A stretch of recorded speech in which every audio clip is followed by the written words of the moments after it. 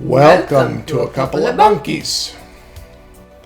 As some of you may know, we have a new baby, and this little guy just started walking.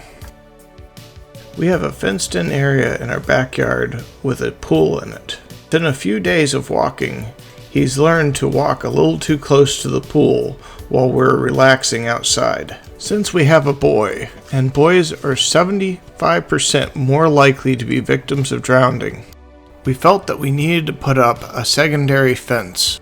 We found this child safety fence on Amazon, and we certainly hope it will do the job and keep our child safe. I've got to be honest, this box was in pretty rough shape when we got it, and we were missing quite a lot of parts. For some reason, ours didn't include this hook and latch system for the gate, and it was supposed to come with these plastic foot sleeves so it would protect the wood on our deck. It did come with a high quality metal template to make sure that the holes align for each post of the fence. We started off by drilling the holes using a 1/2-inch bit and the template provided. Then we placed the post into the holes, and everything came completely together, made it so easy to install.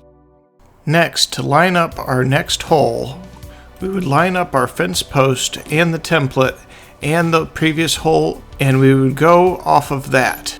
Then we just repeated this process all the way around the circumference of the pool, leaving around 3 feet on each side of the pool. Now the template had the ability to have a double hole in order to put a gate on. But the gate for this fence is unavailable right now, so I plan to DIY it in a future video.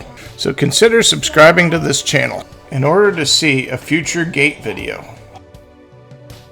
Now I'm going to shut up, and my wife and I will put up this fence.